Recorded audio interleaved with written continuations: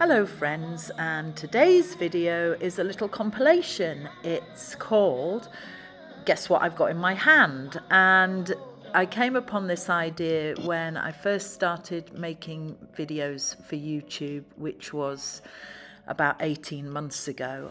18 months ago, we had a friend living with us, and one day she was outside and happened to catch this, a tiny little baby mouse, and we filmed it and put it on YouTube, and nobody watched the film. Apparently catching a cute little baby mouse is not something that people watch.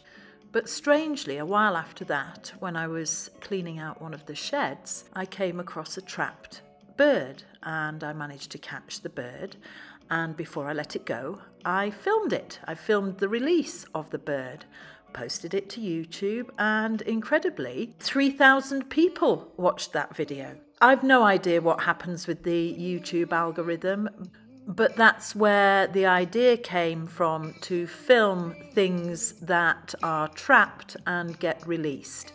So the rule is that you can't just go out, find creatures, catch them in order to film letting them go. They have to be already trapped somewhere, and you are literally doing them a favour. The other rule is that every time you catch something and film it for YouTube, when you're letting it go, is that it must be different from the thing that you caught before, because you can't film the same kind of creature twice.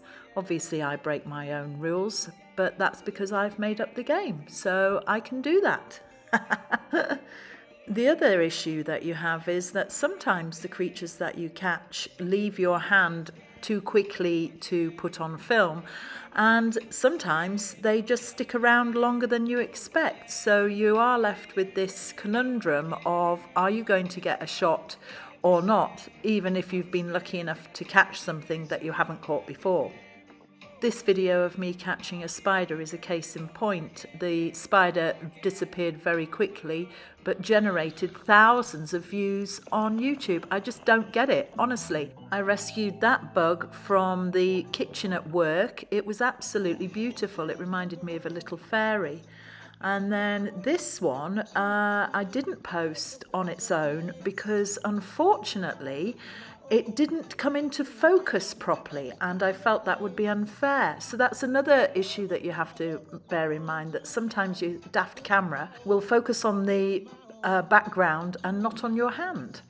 Anyway, this was the only time I've managed to catch a butterfly, so it was quite a privilege, really.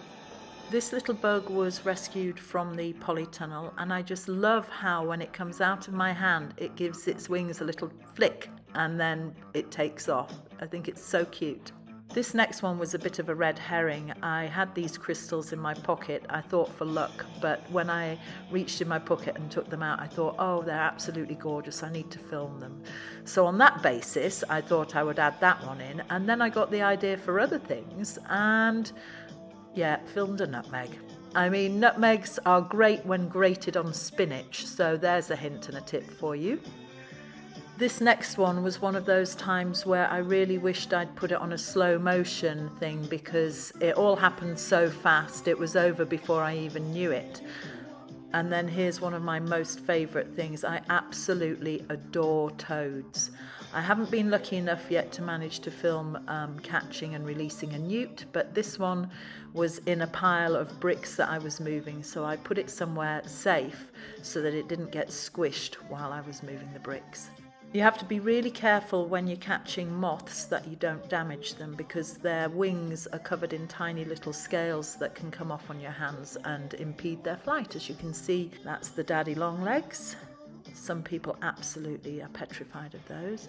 Another tiny little spider that decides to abseil off the edge of my hand. And then what have we got here? Oh yes, this is what happens when you don't get there in time and you are not catching and releasing something that will ever fly away. Beautiful butterfly that I might use in the future because I can't bear to throw anything away. And then finally, it's what's left in your hand at the end of any life, which is cobwebs.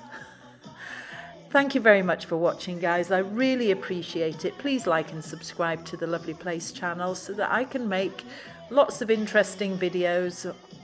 Did I say interesting? Forgive me, please. Lots of videos that you might like. Anyway, bye for now.